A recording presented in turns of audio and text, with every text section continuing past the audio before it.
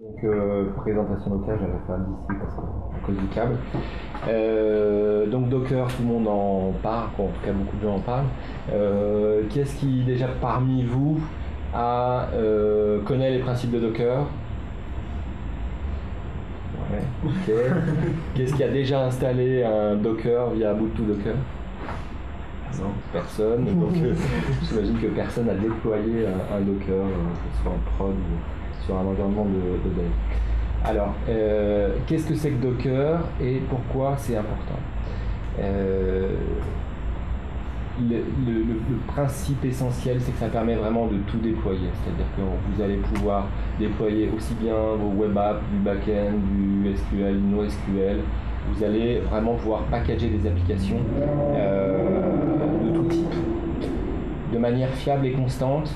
Il y a vraiment un accent qui est mis sur le fait qu'on est dans un environnement qui est complètement reproductible et que on doit pouvoir le faire vraiment depuis le poste de développement jusqu'en environnement de test, d'intégration, de prod.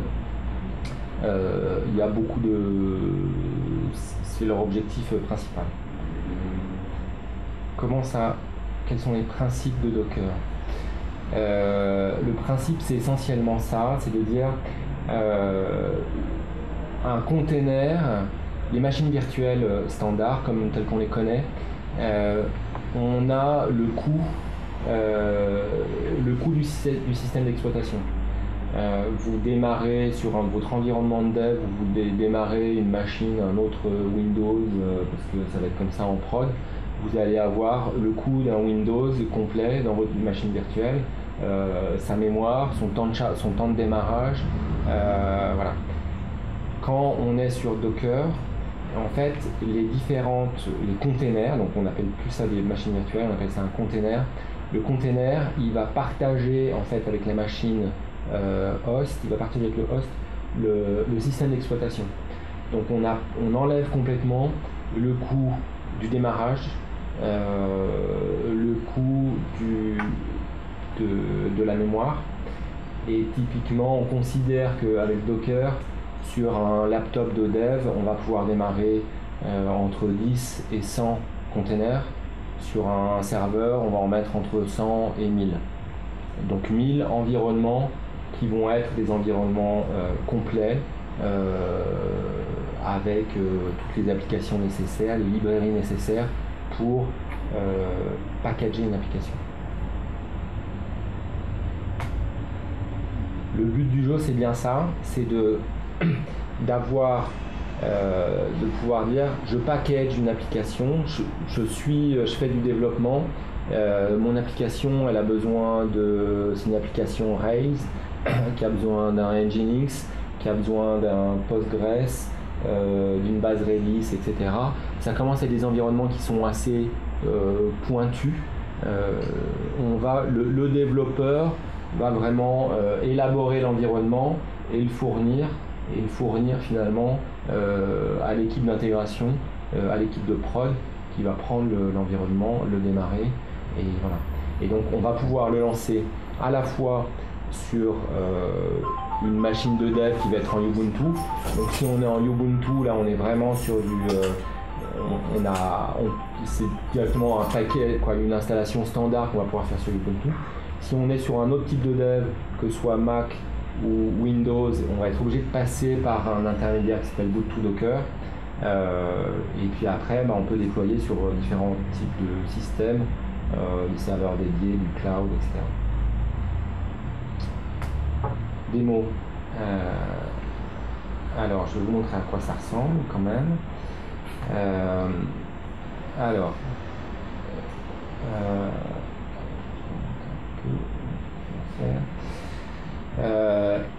Donc là, je suis dans mon environnement.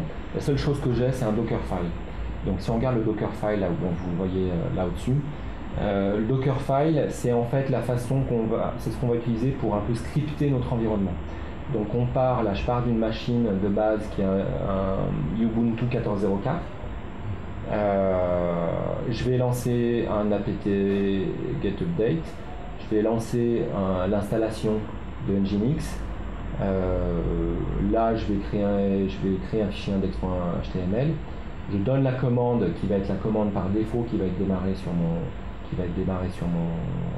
quand on va lancer en fait le container Docker, et j'indique quels sont les ports qui vont être accessibles depuis l'extérieur. Une fois que j'ai ça, je tape Docker build, donc je vais lui donner un nom à l'image que je vais créer, human coder, et je lui dis voilà, utilise le répertoire actuel, tu vas trouver un Dockerfile, et avec ça, en fait là il m'a construit une image. Alors comme il y avait un certain nombre d'éléments en cache, il m'a construit une image en disant je suis parti du Ubuntu 14.04, il l'avait déjà sur le poste, donc il n'a rien eu à faire, il n'a pas eu à la downloader, etc. Il a exécuté cette commande-là, il y avait aussi en cache, parce que je l'ai lancé tout à l'heure, je ne sais pas si j'aurai le réseau. Et donc petit à petit, en fait, il crée une image en prenant une image de base et puis en faisant des étapes supplémentaires. Donc là, maintenant, si je fais Docker Images, je vais voir que j'ai... alors, elle est où? J'ai ici une image Human Coders qui fait 233 mégas. Voilà.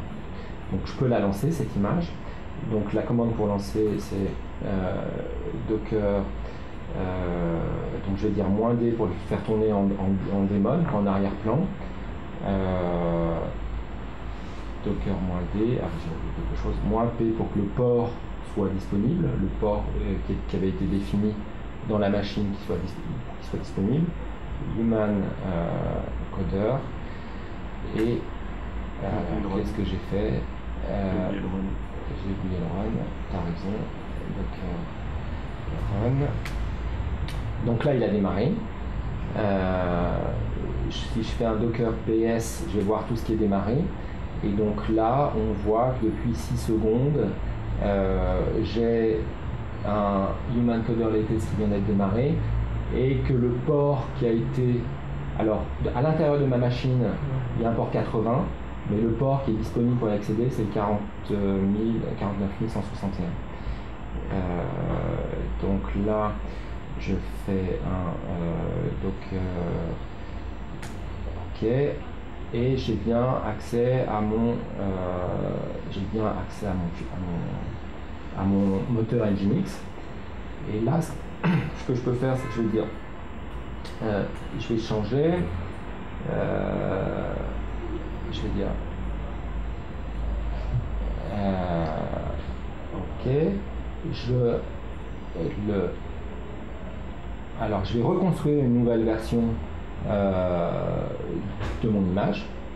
OK, donc la nouvelle version du Human Coders, ça va être celle-là. OK, là il a exécuté ça et j'ai une nouvelle version, et je vais relancer une nouvelle version. Et donc là, si on fait Docker, ça l'écrase ça? Non, ça l'écrase pas. Pour montrer que là, en fait, j'en ai un qui a été démarré il y a 1 minute, donc c'est un Nginx qui est mappé comme ça, et là j'en ai un deuxième qui est mappé sur un autre port. Donc là, j'ai 2 environnements. Je vais pas regarder le port. 62. J'ai 2 environnements qui sont 2 Nginx qui tournent en parallèle, et j'ai pas de souci. Et l'empreinte mémoire du process, c'est de la mémoire? Ouais, ça va être rien. Alors attends, comment est-ce que je vais te la récupérer? Alors, en fait, c'est un peu compliqué là, parce que quand tu es sur un environnement macOS ou Windows, en fait, tu démarres Ubuntu Docker, qui est ça, une vraie machine virtuelle, un vrai Ubuntu. Donc c'est à l'intérieur de ce Ubuntu qu'il faut aller mesurer l'empreinte mémoire du process Docker qui vient d'être démarré. C'est-à-dire que les 2 VM utilisent les mêmes... Là, en fait, ce qui m'intéresse, c'est l'empreinte mémoire de Docker dans son ensemble, en fait, pas juste du Nginx. En fait, l'empreinte L'empreinte mémoire, c'est l'empreinte mémoire de ce que tu lances en fait. Tu n'as pas de surcouche. Donc voilà, quand tu es sur... c'est pour ça que tu peux en démarrer 10 ou 100 sur un poste de dev. C'est en fait, aujourd'hui, tous les benches qui ont été faits montrent qu'en termes de perf, en termes d'empreinte mémoire, c'est comme si tu étais... c'est que ce que tu as démarré. Là par exemple, moi j'ai deux Postgres qui tournent, j'ai 2 serveurs Java qui tournent, puis t'en rajoutes quoi. Du coup ça utilise les process system du host. Ouais, tout à fait. Alors, quelques chiffres. Alors c'est un projet c'est sans doute un des plus gros démarrages de projet IT depuis très longtemps. La version 1 elle a été livrée en début d'année. Aujourd'hui il y a déjà 8000 projets qui sont dockerisés sur GitHub. Donc dockeriser ça veut dire que maintenant justement quand on développe une application finalement, on va dans le répertoire du projet, on va fournir le Dockerfile. Celui qui veut l'installer, il prend le Dockerfile et puis il le lance directement. Quand je déploie un projet, je lance le Dockerfile qui va faire mon Maven build, etc. Puis j'ai rien de plus à faire. Il y a 30 000 repositories sur Docker Hub. Donc Docker Hub, c'est l'endroit où on peut stocker des images publiques en fait. Donc ça nous permet de piocher après dedans en disant tiens je veux un Postgres, il y a déjà quelqu'un qui s'est occupé de faire un Postgres bien défini. 250 000 tops dans plus de 90 villes et plus de 33 pays. Et Ubuntu-Docker, donc qui est l'outil qu'on utilise généralement pour développer quand on n'est pas sur un poste Ubuntu, on en a déjà 750 000 téléchargements. Donc 250 000 tops de Docker. Pardon? 250 000 tops sur Docker, exclusivement sur Docker. Ouais. Non, tu me parles de quoi? 250 000 tops. Oui, sur Docker. Sur Docker. Ouais, sur Docker. C'est en train de devenir un standard de fait. C'est-à-dire que tout le monde s'y met, mais Microsoft Azure, la plateforme de déploiement, la plateforme cloud de Microsoft, ils ont annoncé il y a 15 jours qu'ils déployaient du Docker. C'est-à-dire qu'il faut en être parce que ça devient le standard de fait. La difficulté, c'est que aujourd'hui, on ne connaît pas encore tous les use cases. Donc, c'est déjà très intéressant à utiliser tout de suite. Par contre, les bonnes pratiques, elles ne sont pas encore forcément connues. Et ça ne pose pas un problème dans l'organisation au niveau de la responsabilité de l'exploitation? Bon, alors on a. J'avais terminé, donc voilà, on peut passer aux questions. Parce qu'en fait, ça transfère la responsabilité de la plateforme construite par le développeur. Ça va vraiment avec la démarche DevOps, quoi. C'est-à-dire de dire, oui, on resserre quand même de manière assez forte les équipes développeurs et opérationnels. Après, tu vois, ça peut être plus de dire, c'est le moment de la construction du Dockerfile qu'on va travailler avec les exploitants, ou bien que eux vont fournir des images de base en disant bon bah voilà, nous on veut que notre version de serveur d'application c'est celle-là, ils fournissent le truc, puis après toi tu rajoutes les étapes qui correspondent aux particularités, tu vas dire, je sais pas, un cron particulier, un exé particulier, voilà. Voilà, je sais pas si vous avez d'autres questions.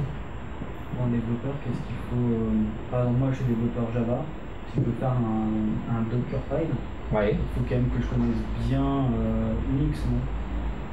Non, c'est assez... C'est quoi les connaissances de base pour toi nécessaires? C'est assez facile. Après, en fait, aujourd'hui, ce qui est le plus difficile, c'est que le truc est puissant. C'est-à-dire que, en fait, quand tu vas sur la doc en ligne, t'as pas grand-chose. En fait, t'as un outil de commande, là, comment tu peux l'appeler, quoi, Docker Run, Docker Build, et t'as pas énormément de choses. Après, tu as ce que tu peux faire avec le Dockerfile, parce que la syntaxe du Dockerfile, pas très compliquée. Puis après, un peu débrouille-toi, quoi. Et en fait, Bon, qu'est-ce que je fais? Alors tu vois, c'est un peu comme comme quand Git est arrivé, tu vois, bon, derrière il faut mettre en place le workflow, faire des choix, etc. Donc c'est plus ça le souci, c'est-à-dire que tu peux assez facilement avoir quelque chose qui tourne, c'est-à-dire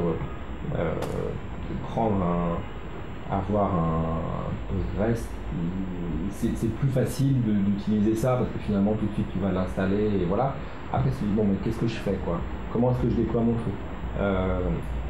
Là sur mes applis, bon, j'ai choisi moi de mettre le Dockerfile dans mon projet. Quand je lance un script, il va faire un git pull, faire un maven clean install, maven run, et puis voilà, mais c'est le choix que j'ai fait, il y en a peut-être 25 000 autres. Donc ça c'est vraiment le choix, par exemple si tu dois livrer, tu fais ton Dockerfile qui récupère tes sources, qui les compile, Voilà. Est-ce que c'est quelque chose est-ce que c'est quelque chose que tu as pensé toi-même ou quelque chose qui existe? Non, j'en ai vu pas mal qui faisaient comme ça. C'est un use case assez standard. Ouais. J'ai justement parlé des use cases. Ouais, non, effectivement, c'est celui qu'on voit le plus souvent, faire le build vraiment dans le build à l'intérieur du container. C'est-à-dire que en fait, quand tu livres le Dockerfile, le Dockerfile te permet de générer une image, et cette image, à l'intérieur de l'image, tu as les commandes qui vont récupérer les sources, compiler, etc. Voilà. Tu peux récupérer les sources ou tu peux les livrer avec. Tu peux avoir un répertoire où tu as les sources et ton Dockerfile, et tu peux builder ces sources-là. Comme si tu as des fichiers de config, etc., tu les fous tout dans une archive. Tu lances ton build de l'image et tu peux utiliser ces fichiers-là.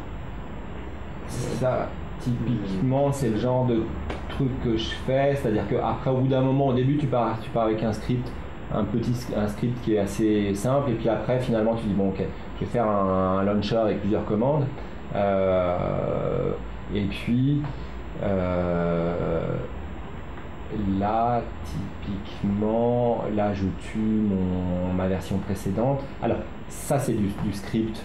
Donc, c'est du script. Là, je suis en bash.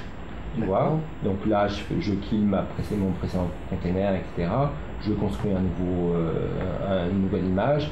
Et puis, je la démarre. Et en fait, à l'intérieur, mon Dockerfile reste assez simple, mais lui ça va être un install, expose 80-80 et basta. Du coup, pour le moment, toi, tu as fait des déploiements plutôt sur du cloud ou quelque chose comme ça? Parce que le principe moi, je trouve la difficulté du cloud, c'est justement, on arrive beaucoup sur ces images là un peu light où t'as plus ton serveur d'appli qui est là, c'est à toi de démarrer entre guillemets la machine et que ce soit open au moment où t'as fait ta dernière commande de ton script en fait. Moi c'est ça, c'est sur des serveurs, c'est du serveur dédié. Donc j'ai un serveur dédié de prod sur lequel j'ai une dizaine de containers qui tournent et je vais dessus, je lance mon script et il fait son pool et sa construction. Serveur dédié, donc tu as pu installer dessus tout le Docker host, la VM Docker en fait, qui est au-dessus de ton système d'exploitation. Et du coup tu balances plus que des Dockerfiles et puis ça se démerde quoi. Exactement. Ok. Et en fait j'ai plus que effectivement Docker et puis un lien avec mes répertoires Git. Okay. J'installe tu vois, mes clés pour qu'il télécharge ce qu'il faut et qu'il démarre. Et du coup, il y a des providers cloud déjà qui supportent Docker? Ouais, tous. Ah oui, d'accord. Ah ouais, ils sont tous mis. C'est une façon super simple pour eux. Ouais, tu vois, tu veux installer moteur du forum Discourse là, ils le livrent plus que comme ça, donc tu peux l'installer chez toi, mais après ils disent si vous voulez l'installer sur tel fournisseur de cloud, voilà comment faire, et puis en 10 minutes c'est le truc qui est ok. Et si tu veux gérer des paramètres de déploiement, c'est intégré vraiment, là il y a un flux, il y a une façon de faire assez propre. Tu peux utiliser, tu as des variables d'environnement. Voilà. Après, moi, souvent, je joue avec